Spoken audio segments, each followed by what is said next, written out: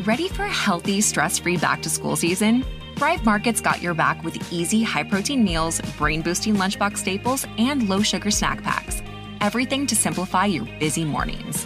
Their groceries are high quality and no junk.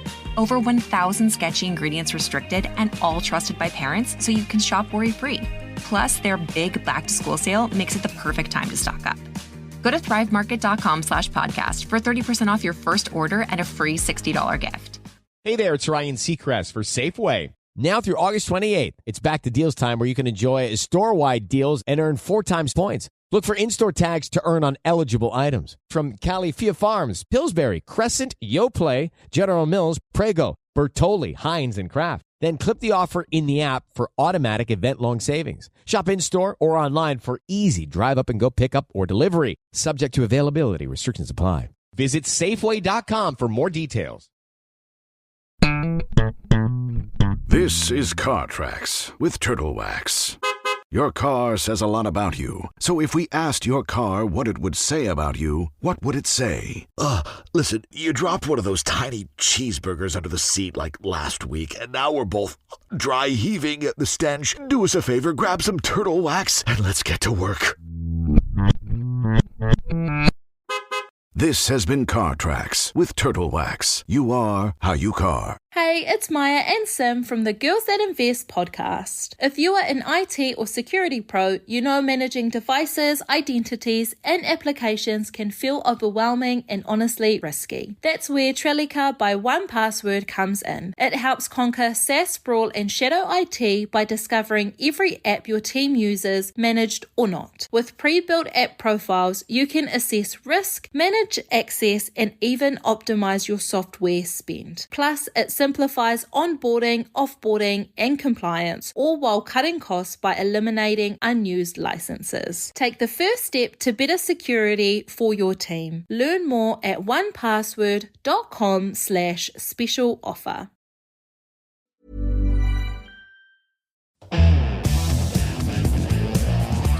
This is the Daily Tech News for Friday, August 15th, 2025. We tell you what you need to know. We follow up on context. We help each other understand. We do it all. Well, today, Brian Brushwood thinks he knows how to patch the world's biggest security hole, humans. And Sam Altman dishes about everything with journalists over dinner. Oh, my dinner with Sam. I'm Tom Merritt. I'm Wintoit Dow. Let's start with what you need to know with that big story. So Thursday night, OpenAI CEO Sam Altman held a dinner with several reporters in San Francisco and let them ask anything they wanted on the record.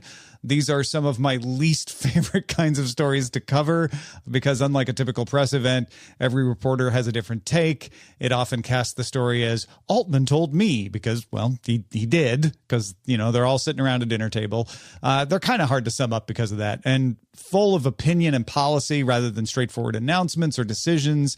But this one's making all the headlines and may look like it's about a dozen different stories if you're looking online. So let's try to sum up the salient points and evaluate how significant they really are. You game? Yes, do it. All right. Into it. He said that if you project ChatGPT's current growth, quote, billions of people a day will be talking to ChatGPT, and ChatGPT will say more words a day than all humans say. That's a great way to show how big ChatGPT is. Current growth rates, however, don't always stay consistent. So I'm not sure this is super useful or helpful, but it makes a great headline. I mean, the first part is impressive. The second part is it's a computer. It's software. It should do that. But yeah, billions of people a day would be very impressive for sure. Yeah, I guess. I mean, Facebook has billions of people a day using it. No, that's impressive, right? That is impressive. I'm not throwing shade when I say that. Like, that's one of the things that makes Facebook so huge. So, okay. All right. He said you should expect OpenAI to spend trillions of dollars on data center construction in the not very distant future. And I said, I'm not surprised. I mean, that's a big number, but it's not like it's a detailed projection meant for stock analysts or anything. Yeah, I would also expect this given the scale of everything. So that also tracks. I don't know if I'm impressed or horrified or both. He could have said, we're going to spend a lot of money, and it would have meant the same thing, honestly. Just using pretty much, trillion is, Bajillions. He said, I suspect we can design a very interesting new kind of financial instrument for finance and compute that the world has not figured out yet. And I said, okay, cool, man. I mean, I wasn't at the dinner, but I would have said, good for you. I bet it's possible too. If anybody can do it, you can.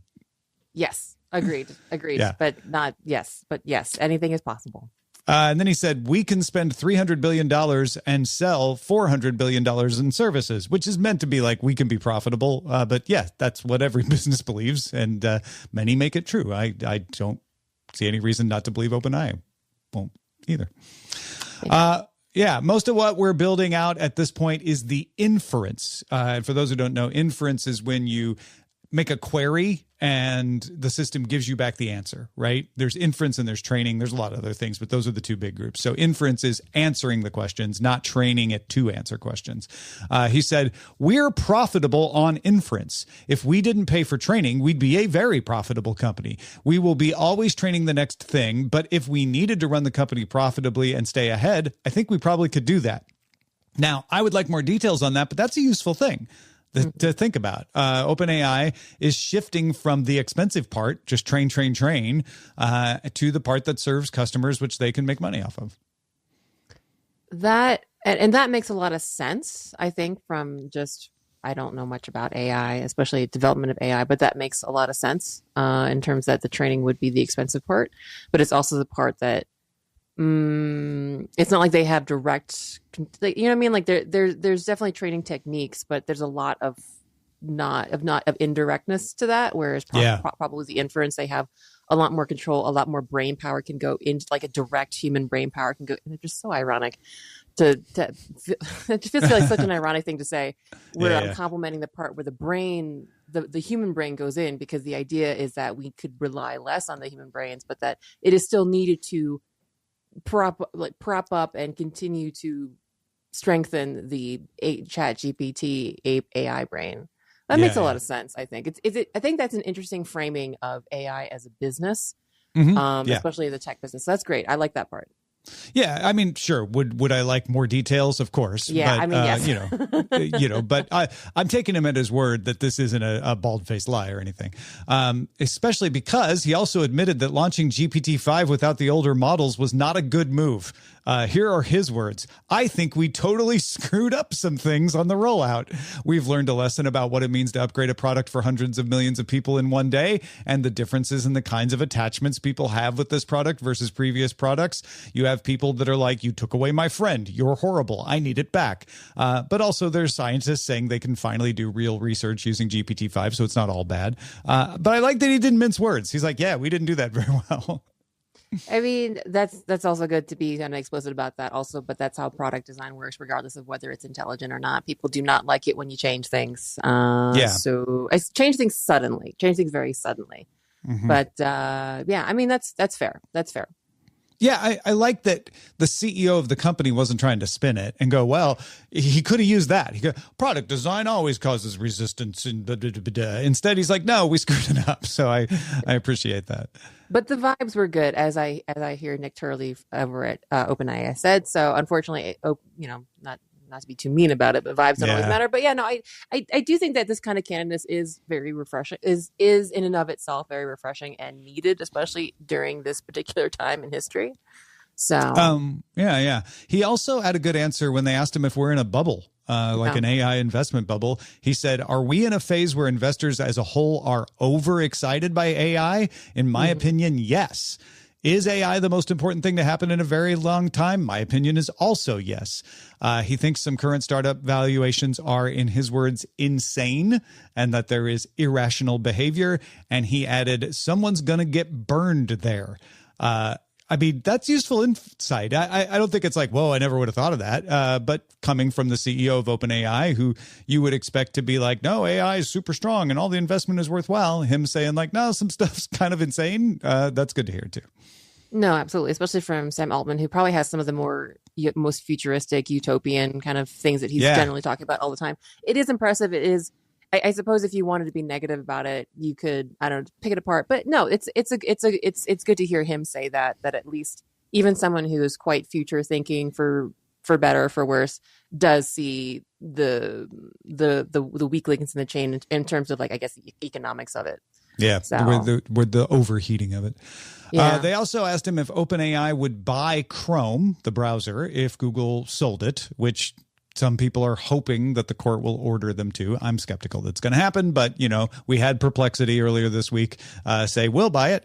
And Altman said, if Chrome is really going to sell, we should take a look at it. I don't have a number in mind, but I would like to have it.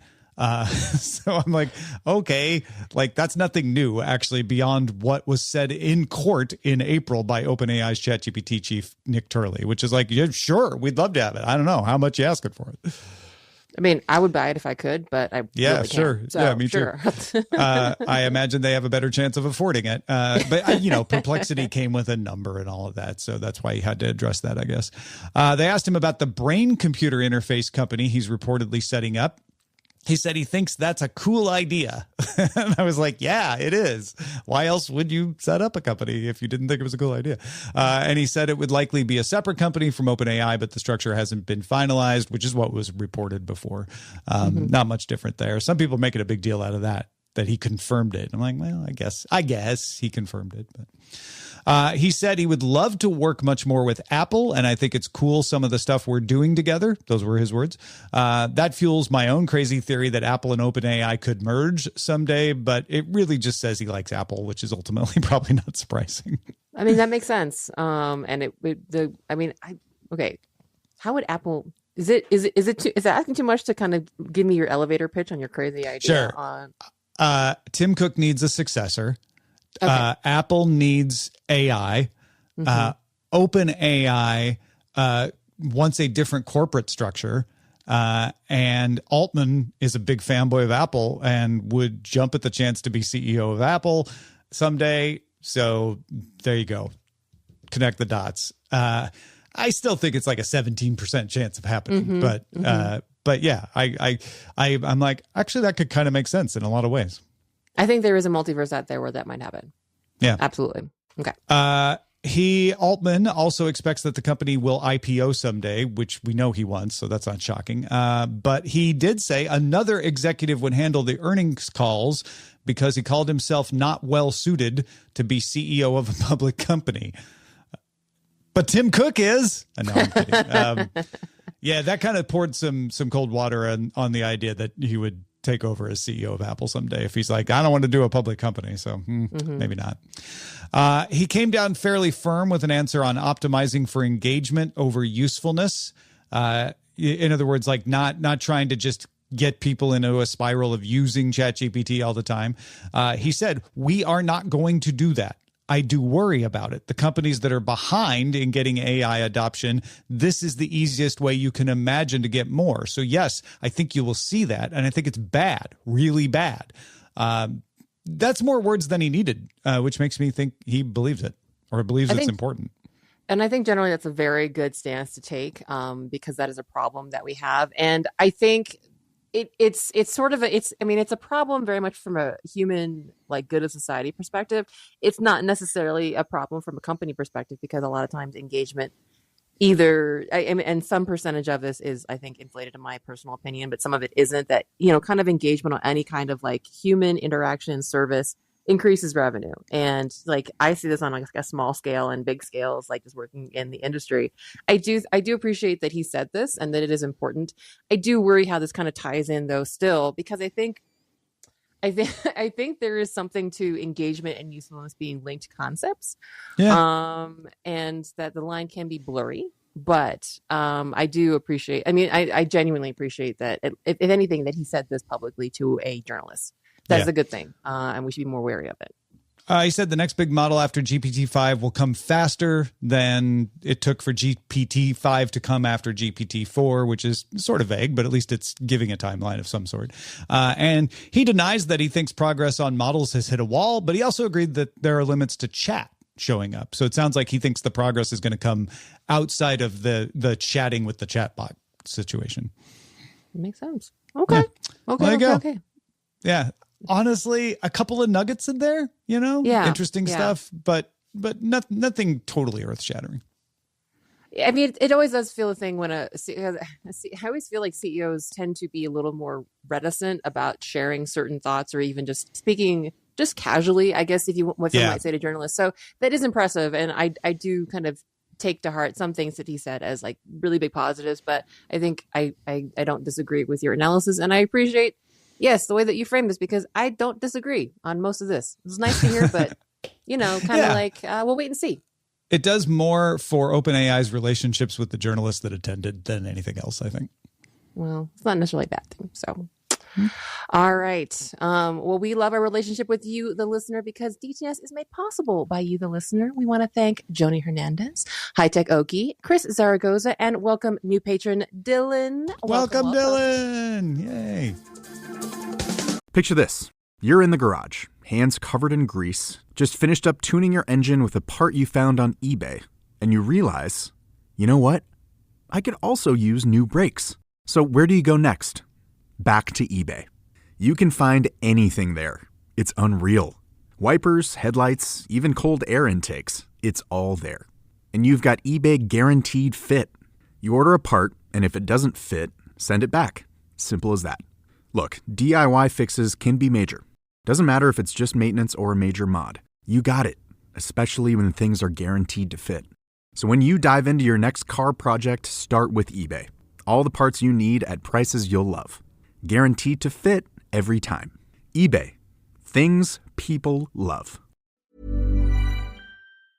Moms, ready to make back to school healthy and stress-free? Thrive Market's got you. They restrict over 1,000 sketchy ingredients so you can shop worry-free. Grab high-protein dinners and low-sugar lunchbox faves. From lesser evil popcorn to partake cookie snack packs, they have the best kid-approved swaps. And don't forget about yourself. Grab a Cure's Hydrogel Eye Mask for the perfect end-of-day reset. Their big back-to-school sale makes it the perfect time to stock up now. Go to thrivemarket.com/podcast for 30% off your first order and a free $60 gift. This is Car Tracks with Turtle Wax. Your car says a lot about you. So if we asked your car what it would say about you, what would it say? Listen, you dropped one of those tiny cheeseburgers under the seat like last week, and now we're both dry heaving at the stench. Do us a favor, grab some turtle wax, and let's get to work.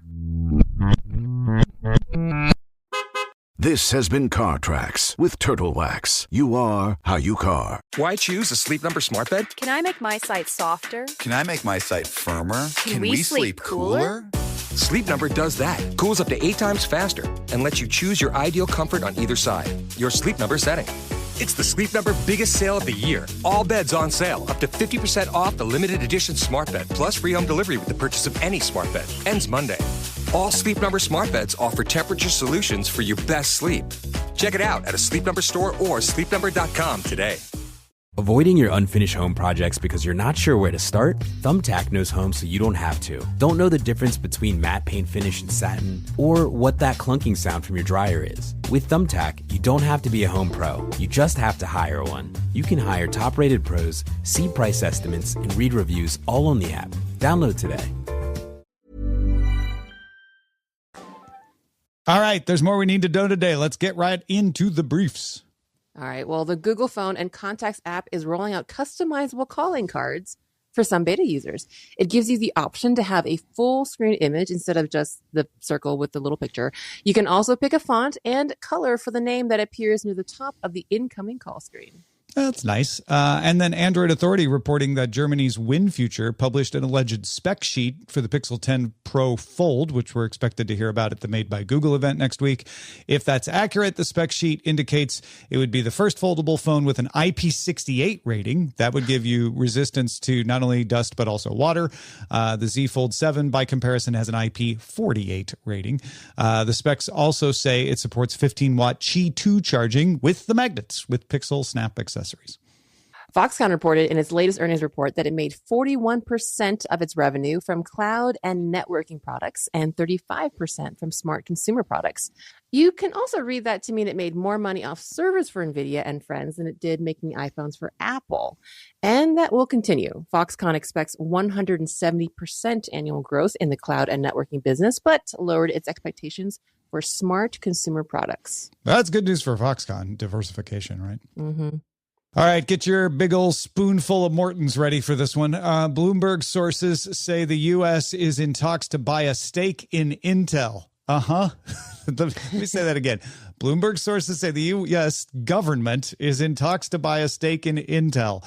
Supposedly that would mean Intel could speed up progress on its factory in Ohio, which has been delayed. Intel CEO Lip Bhutan met with the president of the United States earlier this week after the president had posted that he should resign. Intel did not comment on this, and the president's spokesman said discussion about hypothetical deals should be regarded as speculation unless officially announced by the administration. As vague as this sounds, it's not the U.S. government's first move toward nationalizing its industries, though. Last month, the U.S. announced it would take a stake in a rare earth producer called MP Materials, making the U.S. the largest shareholder in that company. Well, Tom, I think you picked this story for me. But we have to thank R.W. Nash for tipping us off to the story on the subreddit. The Japanese hiragana character shows up as a / and N on some systems. And attackers are using that to make fake URLs look like they are legitimate links from booking.com. The link goes to a page that claims someone has accessed the account maliciously with a button to terminate their access. And when you click the terminate button, it downloads a malicious installer that includes info stealers and remote access Trojans. Yeah, keep an eye out on even if that link looks right, look close. Yeah, it or looks just like a click cursive N. Yeah, don't click. Yeah.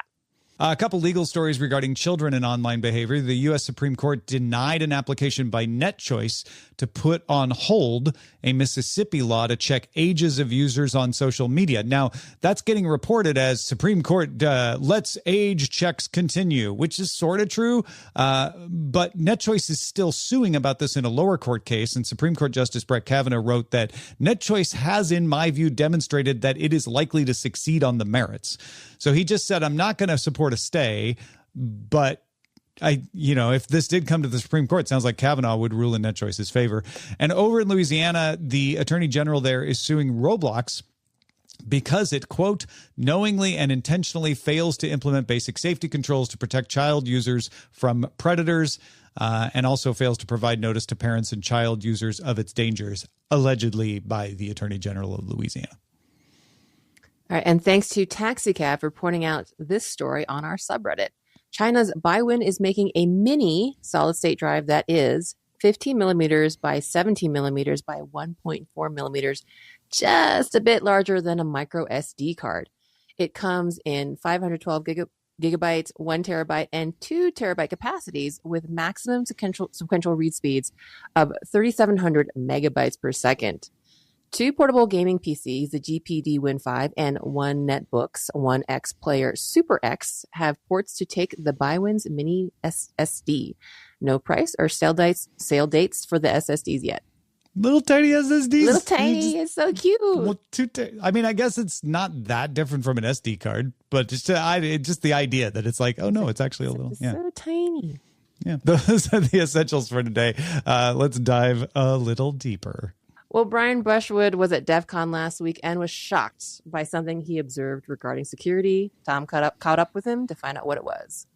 So, Brian, you've been going to DEF CON for, I don't know how many years you've been going to DEF CON. A lot of years. This is the first time they let me out of my cage, though. Normally, I'm trapped in a vendor booth, and my job is to sell trick wallets and trick decks of cards and stuff.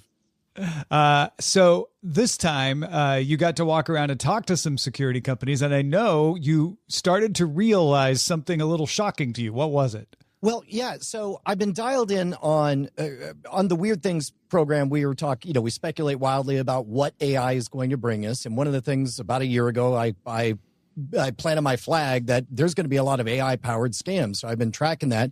And sure enough, I get phone calls from police detectives who are fans through World's Greatest Con asking, how do we handle this? And I was like, I don't think anybody's really leading the charge on this aspect of it.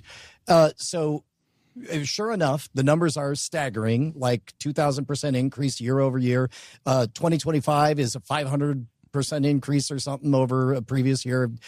Don't pin me down on the numbers. You can Google them yourself. But basically, yes, impersonation scams fueled by AI, deepfakes, and research are off the charts, which means a new set of victims who are unsophisticated to these scams are getting targeted. And so then the question becomes, well, what are the protections against it in a world where, 2025, we've already lost more reported money than all of 2024. And there are a lot of security companies out there. And yes, they all have classes, tutorials. They all have quizzes at the end to train your people up. That is all, if you've read Thinking Fast and Slow, that's all system 2 logic brain stuff. And it all relies on be diligent, which humans can do up to until they can't, at which point they slip and then stuff gets through the cracks. And so then I was thinking, well, what's a system 1, a gut level, an instinctual thing? And Gavin de Becker in his book, The Gift of Fear, says, look, system 1 gets a bad rap because you can fool it with logic puzzles. But at the end of the day, that's what kept humans alive. We ain't got scaly skin or fangs or claws. We have intuition, and that's all we need to know when something's off. But in order to train your gut instinct, there's no substitute for doing the reps, and not just doing the reps by book, but instead doing the reps with stakes attached to it. You can read all of the books in the world and know theoretically how to perform a magic trick, but when that spotlight hits you and you have to fool another person, it is a completely different routine when you're role-playing as the deceiver.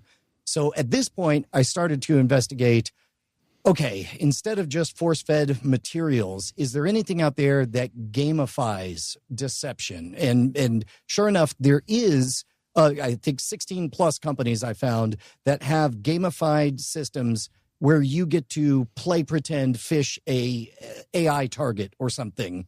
But the problem with that's training your humans on synthetic data. There are no stakes attached to it, which means the knowledge, the structural knowledge, does not move from your logic brain down to the gut level, the instinctual. There are, so in other words, there are people who do penetration tests. They will come and do human on unsuspecting human. There's role play stuff where both parties know they're role playing, but again, that doesn't take the lesson from upstairs to the guts. And likewise, the people who are doing penetration tests, those people are, forgive me if anybody's doing this. I think it's awesome that you're doing it. But in terms of training up the students, the actual employees, they essentially are watching a stunt spectacular and then getting a book report of all the cool tricks that they saw in the stunt spectacular. Yeah. Well, it's like somebody identifying all the holes in the wall and saying, there they are. Make right? sure those are plugged. Yeah, you could look right through them, huh? Yeah, that's pretty great. Exactly. Well, and so what I am proposing and what I have yet to find out there is something that is gamified peer-to-peer. And by peer-to-peer, I mean somebody role-playing as deceiver and somebody unwittingly, unwillingly playing as the deceived. And what this does is this changes the game completely because, number one, ask anybody who's learned a magic trick. There's one thing to learn it, and then you hand them the deck of cards and you watch them completely seize up. So it would have to be, I jotted down some notes. This is in progress. So it may sound like I've got a product. I do not. Yeah, this is just your reaction from DEF CON. You're sort of assembling this right in front of our eyes, right? Exactly. And you're going to hear iteration on this. But if you're interested, you can reach out to me and we can build it together maybe. But basically what I can picture, because part of the reason you don't have this, and everybody correctly instantly says, oof, HR. Because yes, the whole purpose of this game, picture a Secret Santa rotating thing where you're assigned a target and everything could be opt-in, where you know you're going to be a target, but you don't know who's going to make you a target.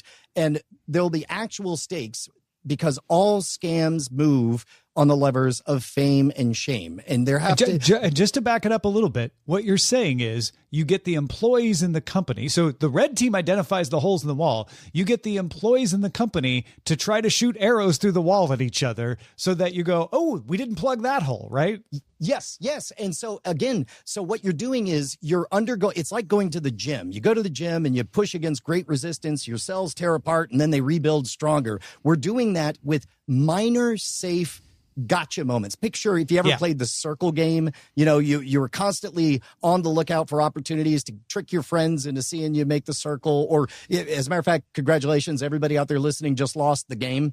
That kind of thing. But you want to figure out increasingly clever ways to do it. So the more reps you do with that, the more laps you take role-playing as the deceiver, the more that institutional memory moves down into the gut. But you don't want it to be a terrible HR violation. So in the world of skepticism, when it comes to pseudoscience and the paranormal, this is the critical key that magic played. because if you train scientists in the lab in all of the skills of being a magician, they were automatically on guard to catch them in the lab. Now, the James Randi solution, if anybody listened to World's Greatest Con, was, just staple a James Randi to it.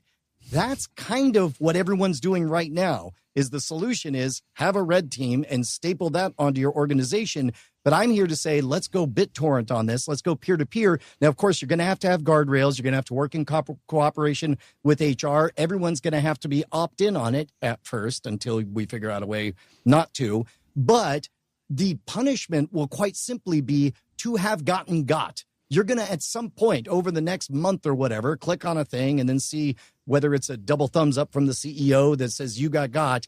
That mild association repeated over time is what builds automatic defenses. And so what we have is an incoming financial crisis of AI-powered scams. And what we need are automatic system one defenses. So I guess what I've pieced together so far, and you can add moderators at all level of this, like somebody can propose to their coach the attack that they want to do, and then they can check with HR and sign off on it. But for anybody who's not following, what Brian's proposing is the weakest link is always the humans, right?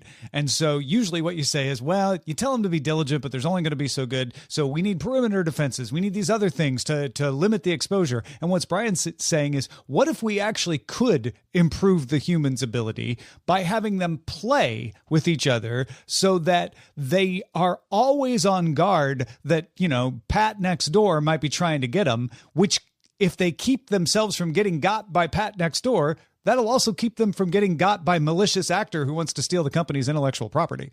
Exactly. And there's precedent for this in the animal kingdom. When you see two tiger cubs engaged in rough and tumble play, it's an adorable animated GIF. But of course, what they're doing is they are learning by rote the exact same skills that will make them deadly predators and excellent defenders. That's why tickling is an intimacy bonding activity between humans, is because now the punishment is this strange torture / joy, this torture that makes you full of joy and love. But the point is, whether it's magic trick related, whether it's gentle fishing, circle game type activities, right now, the farthest I've gotten, and I do encourage other people to help me build this out or steal the idea and then hire me to help you do it.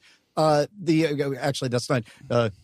I prefer the former of the two. Yeah. Let's start there. No, I would say and you were starting to address some of the problems with it. Okay, what if people feel abused? What if people abuse the privilege of doing this? There are rules that have to be set, and you need to figure out what those are. But if someone does have ideas of I think you could set up this way. These are guardrails that I think would work. This is a challenge I can't solve. How do they get in touch with you to figure that out?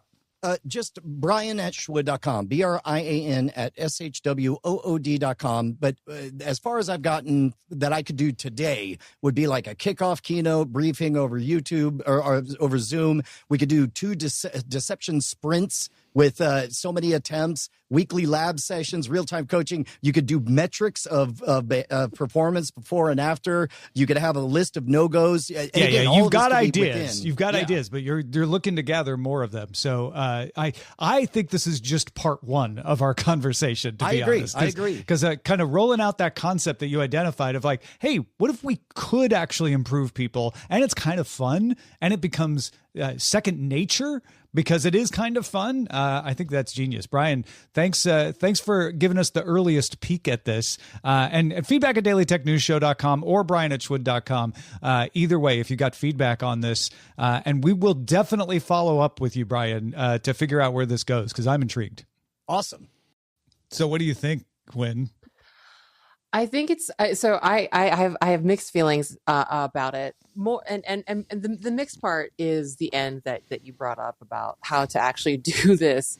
Yeah, what are the guardrails and all that? Yeah, what are the guardrails? But I do think that with things like security and these kind of and addressing scammers, I feel like a lot of people's approaches, just everyday people, not people like Brian, but everyday people like myself, either get training or are aware of it, but in very passive ways. I think any kind of security training I've had as someone who works in tech has been passive, because I don't work in security. I presume it would be different if I did. And I do think that there is something to what Brian was insisting on, that it needs to be a practice, almost like muscle memory, instinctual thing. And that we don't really provide human beings. We provide human beings with a lot of warning, but not a lot of training. I mean that's what he's saying. But that to have not a lot of practice, right? Yeah, active training. Yeah. You need to be good at this. Good luck. Yeah. And so I think that part is extremely compelling. Like I do think that's extremely compelling because I said we have training, like not passive training, but active training. And yeah, like I think that is sorely needed. It's just that we don't have structures. I mean, this is the problem. That's why I think my feelings are mixed, because we don't have good structures for this to be constructive and helpful and to build us up. And I only worry about how to do, like this kind, like there's a little bit of competition in there. There's a little bit of like the being God part is always a little bit dicey, I think, for human beings, just because we're human beings. But I do think there is something here to letting people understand more deeply. And from both sides, I do like the idea and the James Randi example with, him being a magician that turned around to becoming a debunker of hoaxes and things like that there is a lot of something to that, because we do have to understand the mindset of these things coming. So I like that a lot. And especially now that AI is here, this is one of those things that it does accelerate, like just with all the possibilities out there right now. And just even the scale at which these kind of things can be done is very frightening. So we do need, I don't know, hesitate to say almost like a human being action vaccine. And that maybe this is what I again, all caveats, and like we really need to figure out how to do this so that people aren't punished for getting got, and that it's more of a learning experience. And that's my concern, the HR thing. But I think that's a valid concern. I think what Brian thinks is like, I bet I can solve that part, right? Yeah, and that's the next step, is like trying to figure out how to solve that part.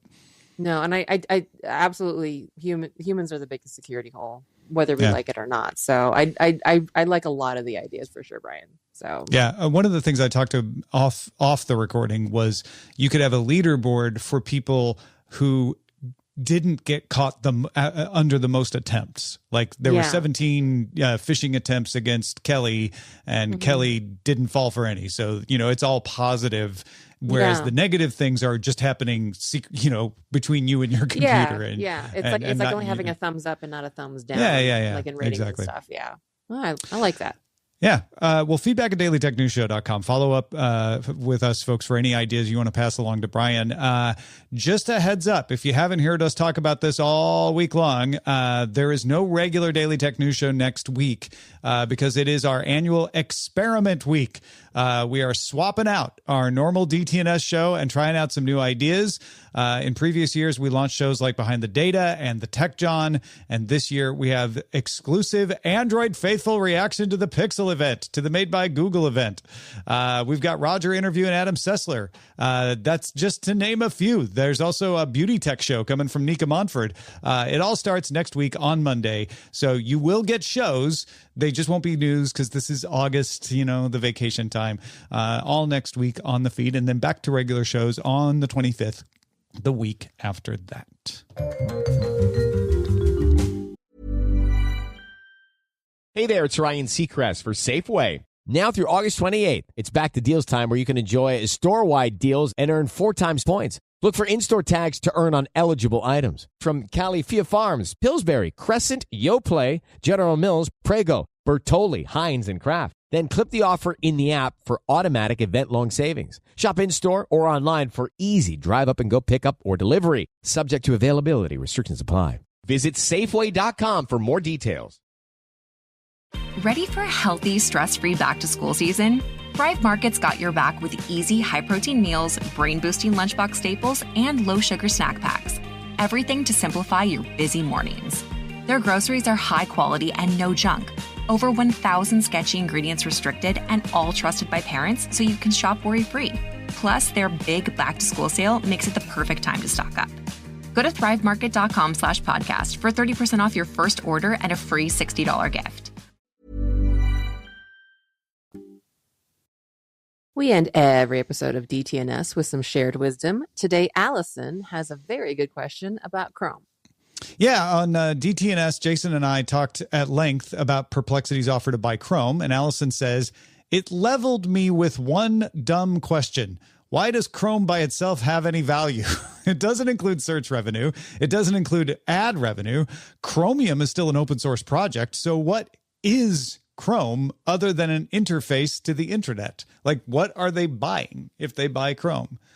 And my answer, I don't know if you've got an answer, Huyen, but my answer is users. You've got a huge user base that you can then put your product in front of. The reason Perplexity wants it is they want to build Perplexity's tools into that and possibly get some subscriptions. The reason Google benefits from it is they get a bunch of users that they can put their search engine and their ads front and center. I assume OpenAI would get it and make it into a ChatGPT version of Chromium, right? Yeah.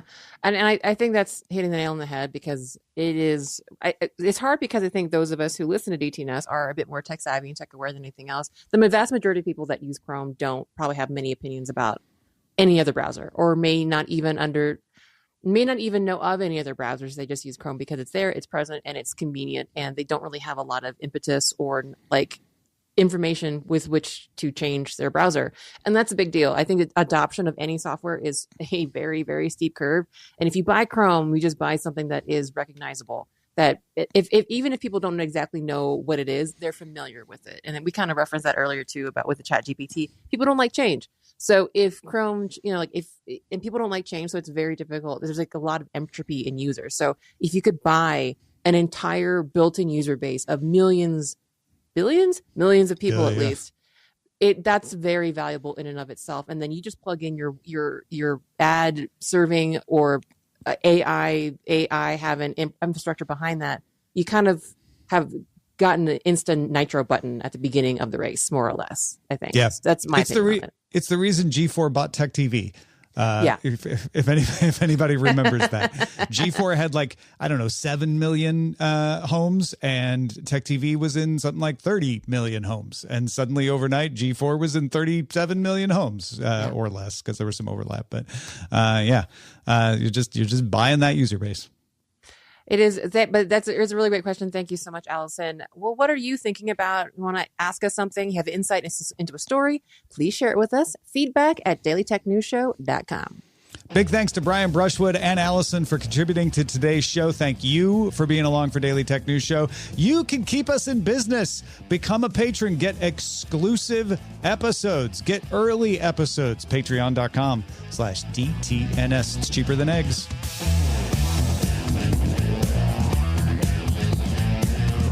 This week's episodes of Daily Tech News Show Briefing were created by the following people: host, producer, and writer Tom Merritt, host and writer Jason Howell, co-host Rob Dunwood, co-host Jen Cutter, co-host Wintui Dow, producer Anthony Lemos, producer Roger Chang, editor Hammond Chamberlain, editor Victor Bognot, science correspondent Dr. Nikki Ackermans, social media producer and moderator Zoe Detterding, our mods: Beatmaster, W. Scottus1, BioCow, Captain Kipper, Steve Guadarrama, Paul Reese, Matthew J. Stevens, a.k.a. Gadget Virtuoso, and J.D. Galloway.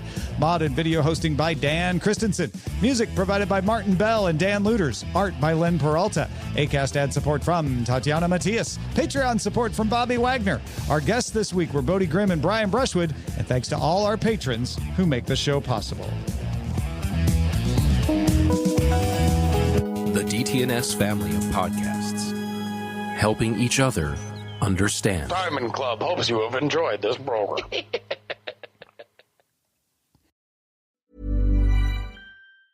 Moms, ready to make back to school healthy and stress-free? Thrive Market's got you. They restrict over 1,000 sketchy ingredients so you can shop worry-free. Grab high-protein dinners and low-sugar lunchbox faves. From lesser evil popcorn to partake cookie snack packs, they have the best kid-approved swaps. And don't forget about yourself. Grab a Cure's Hydrogel Eye Mask for the perfect end-of-day reset. Their big back-to-school sale makes it the perfect time to stock up now. Go to thrivemarket.com/podcast for 30% off your first order and a free $60 gift. Hey, it's Mark Marin from WTF here to let you know that this podcast is brought to you by Progressive Insurance. And I'm sure the reason you're listening to this podcast right now is because you chose it. Well, choose Progressive's Name Your Price tool, and you could find insurance options that fit your budget, so you can pick the best one for your situation. Who doesn't like choice? Try it at Progressive.com. And now, some legal info. Progressive Casualty Insurance Company and Affiliates. Price and coverage match limited by state law. Not available in all states.